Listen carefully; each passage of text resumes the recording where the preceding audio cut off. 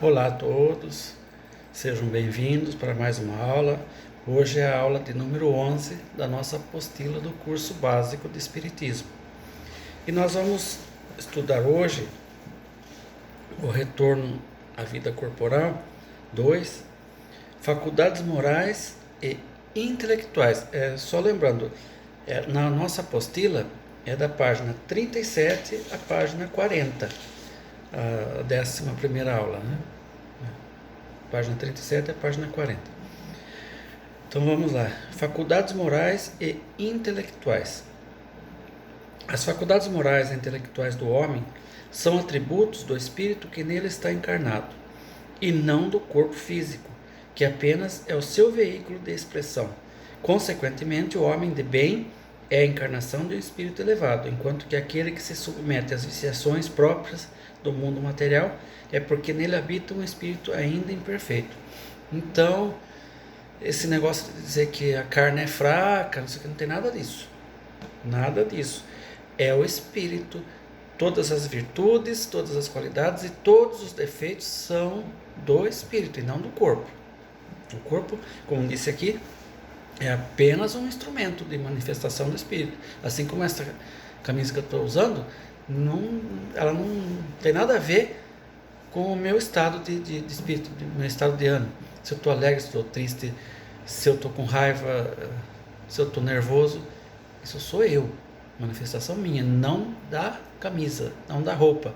Assim é o espírito em relação ao corpo. O corpo é simplesmente um instrumento que o espírito usa para se manifestar aqui no plano físico. Então, tudo o que nós somos nós espíritos e não nós corpo físico.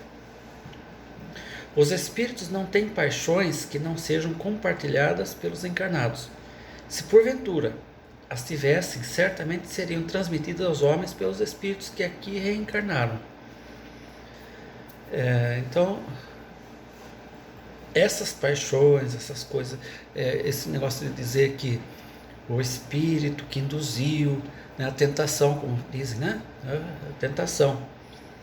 É porque você tem isso em você. Aquilo que você fez de errado e quer jogar a culpa na tentação, dizendo que foi a tentação que te tentou, que você não queria fazer, mas acabou cedendo à tentação, é você. Você tem esse defeito. E aí o espírito simplesmente se aproximou e potencializou aquilo que ele já encontrou em você, porque você já tem esse instinto, essa vontade de fazer, enfim, seja lá o que for, o espírito encontrou eco em você, senão ele não poderia fazer nada, tá? Ele não faz você ingerir álcool se você não gosta de álcool. Agora, se você gosta, né, ele se aproxima e ele tem vontade de álcool, aquele espírito que, né, ainda é apegado com essas coisas. Então ele vai estimular essa vontade em você, apenas isso. Mas porque ele já encontrou essa vontade em você e ele não criou essa vontade em você. É bem diferente. É comum observar-se certo antagonismo entre as faculdades morais e intelectuais de um mesmo homem, criando a falsa ideia de haver mais de um espírito nele encarnado. Esta suposição, no entanto, é absurda, pois o homem não pode ter em si dois espíritos.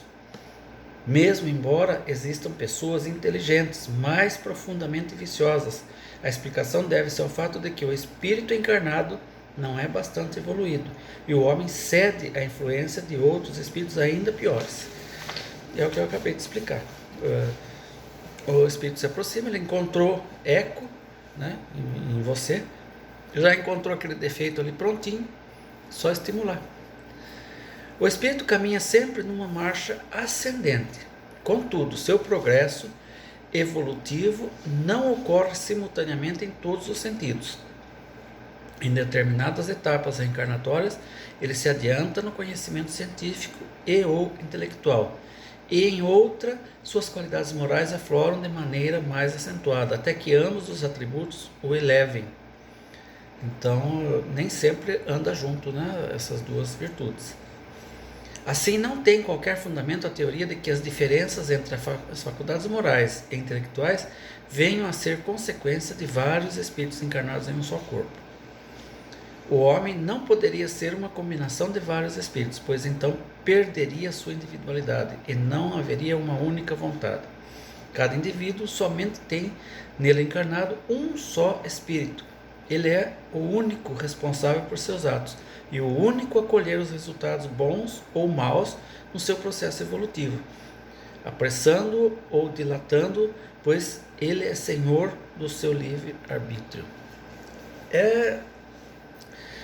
Como a gente já explicou em aulas passadas sobre o reencarne, acho que foi na aula passada, sobre o reencarne, como que se dá o processo reencarnatório, que o espírito vai se ligando, a partir do momento da concepção, ele já é ligado àquele feto que está começando, iniciando, e ele vai se ligando célula por célula.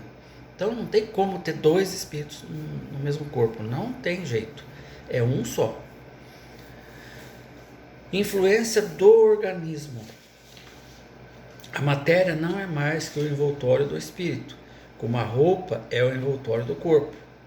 O espírito, ao unir-se ao corpo, conserva os atributos da natureza espiritual.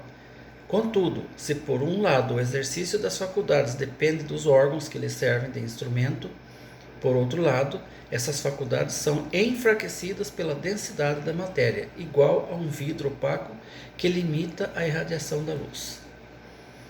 Os órgãos são os instrumentos da manifestação das faculdades da alma. Essa manifestação está subordinada ao desenvolvimento e ao grau de perfeição dos respectivos órgãos, como a excelência de um trabalho, a excelência da ferramenta.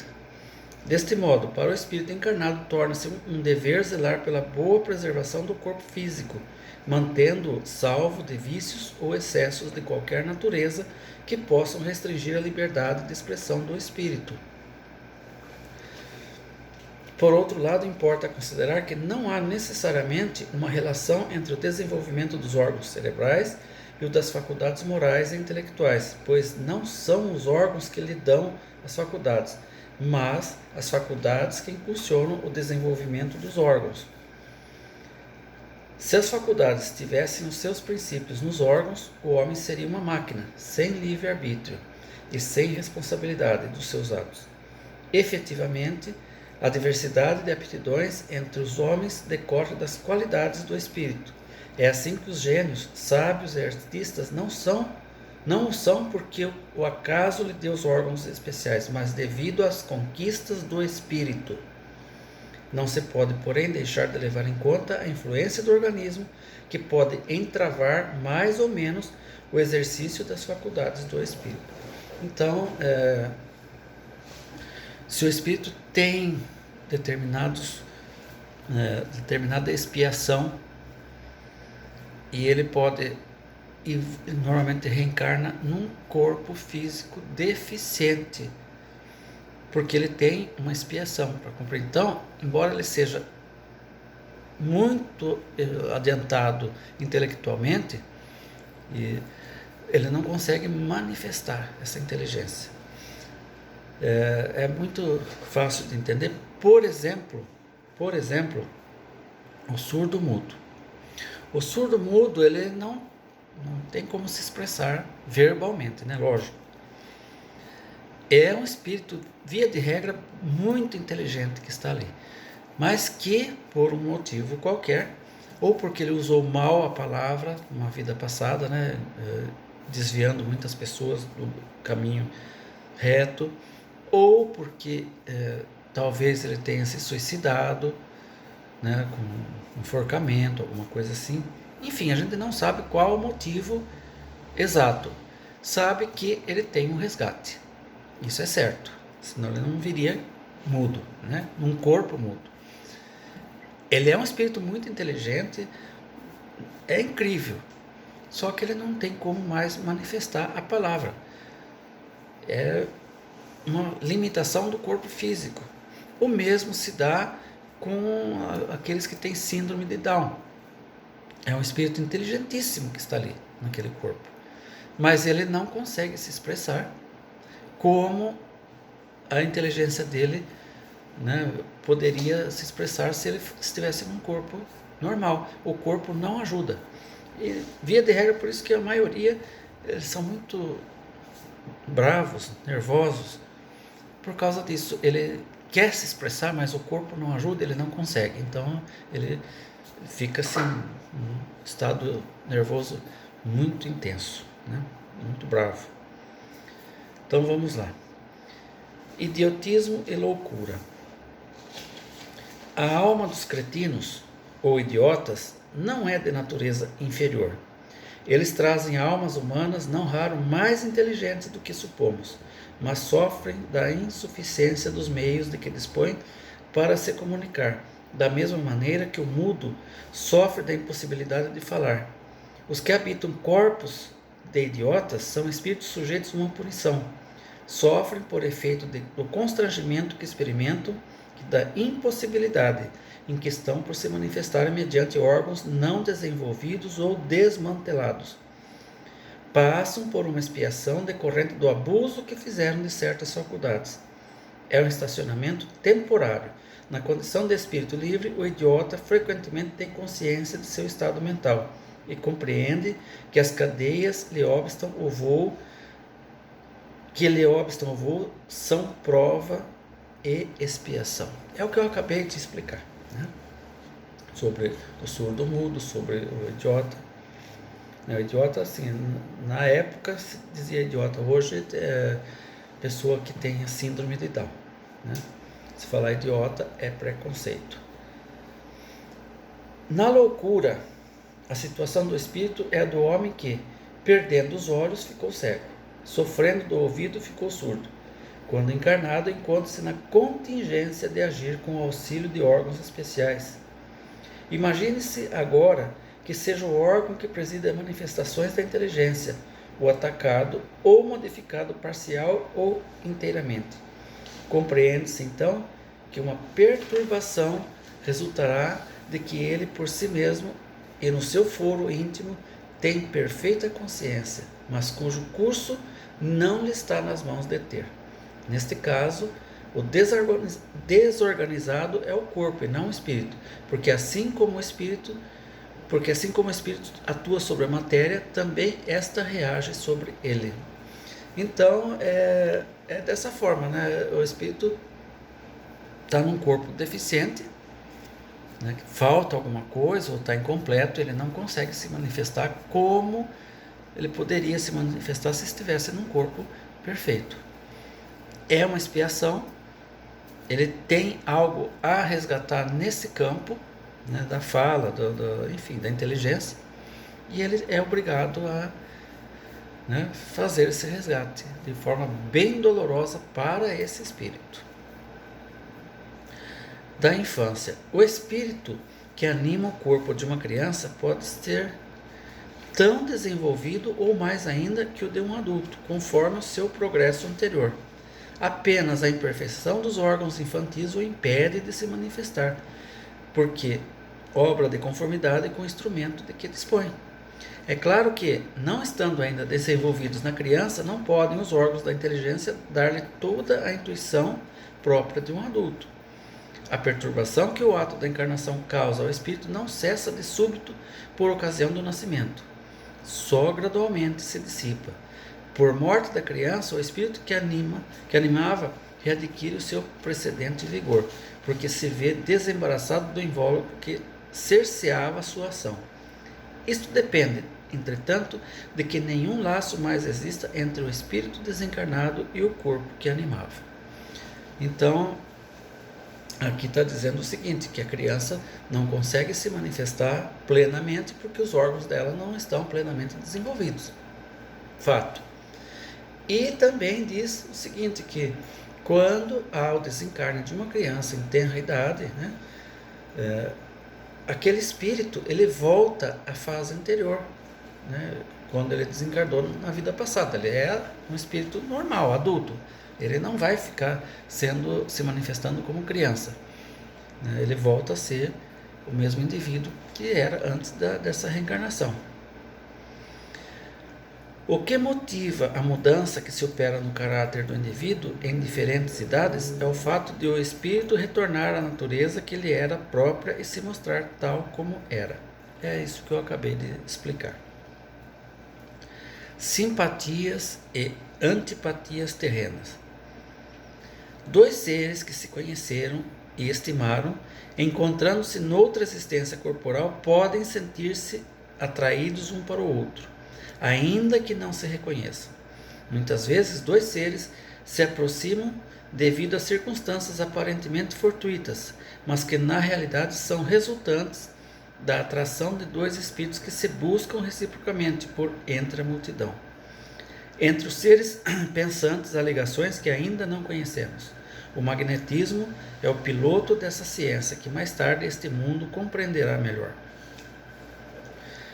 Veja bem, isso ocorre com todos nós, todos. Às vezes a gente vê uma pessoa, nunca viu na frente. A primeira vez que você está vendo, você olha, você simpatiza com a pessoa. Fala, nossa, né, que pessoa simpática, bacana. E já começa a conversar, a pessoa também sente o mesmo por você, né, se simpatiza com você. E né, a conversa flui. Parece que já fazia 10 anos que você conhecia a pessoa, e ela você. Realmente faz mais de 10 anos, né? Na vida passada vocês foram amigos, foram talvez parentes, alguma coisa assim, e se davam muito bem. E também se dá com as antipatias. Você olha para a pessoa, você nunca tinha visto essa pessoa antes, você olha, você fala, ih, não topei a cara. A gente costuma falar isso, né? Ih, não topei a cara dessa fulana, desse fulano. E pode ter certeza que ele também, ou ela também, não topou a sua.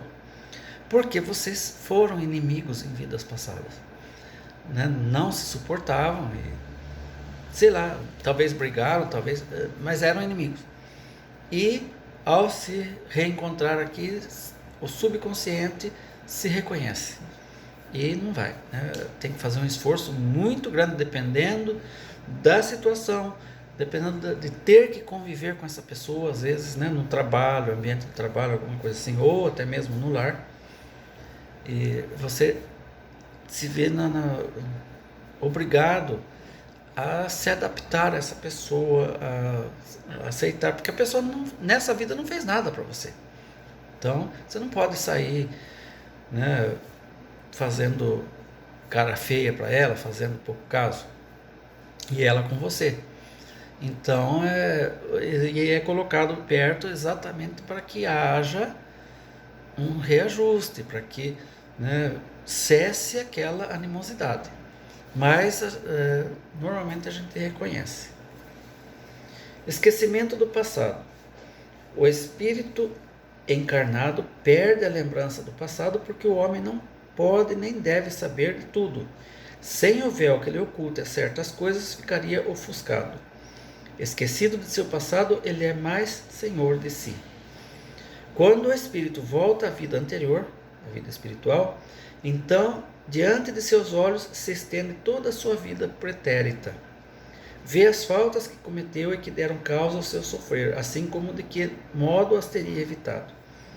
Busca então uma nova existência, capaz de reparar a que vem transcorrer.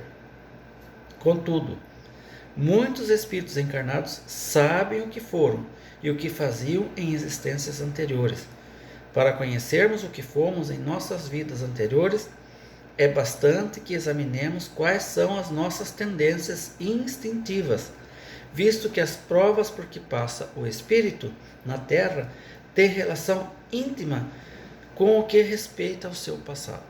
Então a gente tem os nossos instintos naturais, né,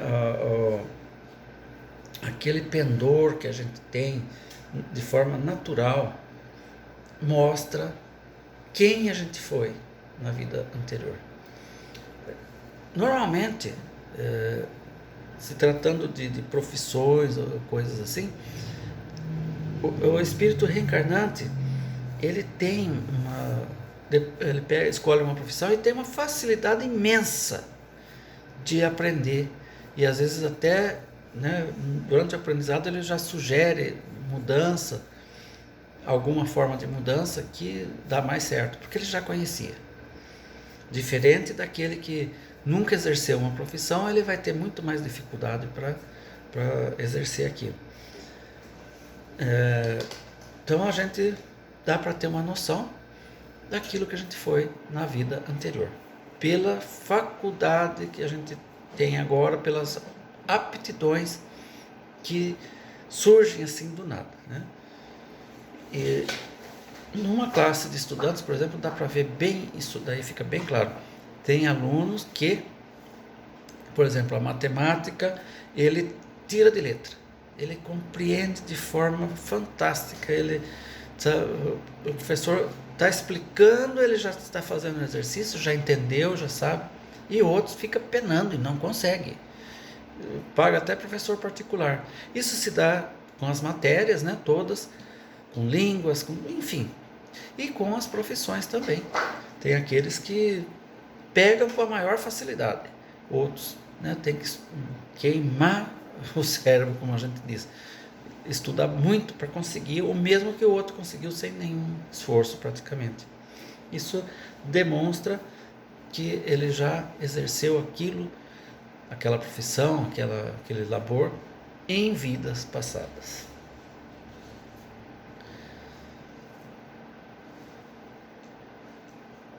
Tá. Intervenção dos espíritos no mundo corporal. Faculdade que têm os espíritos de penetrar os nossos pensamentos. Os espíritos nos observam, nos rodeiam e podem ver tudo o que fazemos, inclusive conhecer os nossos pensamentos. Nada lhes podemos ocultar ou dissimular, porém somente se ocupam com aquilo que lhes interessa a nosso respeito. Os levianos zombam de nossas impaciências e os sérios se condoem de nossos reveses e procuram ajudar-nos. Então, eles nos acompanham com muita frequência, sempre, né? E, como disse aqui, os bons procuram nos ajudar e os maus zombam de nós, né? Das nossas incapacidades. A influência dos espíritos em nossos pensamentos e atos é quase decisiva e a tal ponto que comumente são eles que nos dirigem. Olha só. Estamos permanentemente em contato, misturando-se os pensamentos que nos são próprios com os provenientes dos espíritos. Geralmente, os nossos próprios pensamentos são os que nos acodem em primeiro lugar, porém quase nunca sabemos distinguir bem a procedência exata, o que, entretanto, muitas vezes é um benefício para nós, pois dessa forma agimos com mais liberdade, voluntariamente, decidindo-nos por uma ou outra orientação, assumindo a responsabilidade dos nossos atos. Nem sempre, como se pensa, é bom o primeiro impulso. Isso depende da natureza do espírito encarnado e da presteza com que atende às boas inspirações. Os bons espíritos somente aconselham e influenciam para o bem. Os imperfeitos nos induzem ao mal, para que soframos como eles sofrem. Desde que sobre nós atuem influências más, é que as atraímos desejando o mal. Os espíritos inferiores correm a nos ajudar no mal, e se o desejamos praticar. Podemos nos eximir das más influências dos espíritos inferiores através da prática do bem e pondo em Deus toda a nossa confiança, visto que tais espíritos só se apegam aos que, pelos seus desejos, os chamam, ou aos que, pelos seus pensamentos, os atraem. Então, está aqui explicado o que é a tentação, né? Que muita gente fala, muita gente tem medo. A tentação somos nós mesmos. Através dos nossos atos, dos nossos pensamentos, das nossas vontades, dos nossos pendores, nós atraímos certa classe de espíritos. Se temos maus pensamentos, não praticamos, mas pensamos, eles vêm nos ajudar, os maus, né? Eles vêm correndo. Se nós temos bons pensamentos mais elevados, os espíritos bons também vêm nos fortalecer em nossas decisões, naquilo que a gente pretende fazer. Então, é uma questão de sintonia. Se você sintoniza com o mal, quem vai te atender e quem acorre até você são os maus. Se você tem bons pensamentos, procura agir, né, de forma como pensa, no bem, os bons vêm te amparar, te fortalecer. É dessa forma que funciona. Bom, aqui a gente termina a nossa 11ª aula. Nós vamos na próxima para a 12ª aula e vamos ver anjos da guarda, espíritos protetores, familiares ou simpáticos na próxima aula. Até lá, um abraço a todos.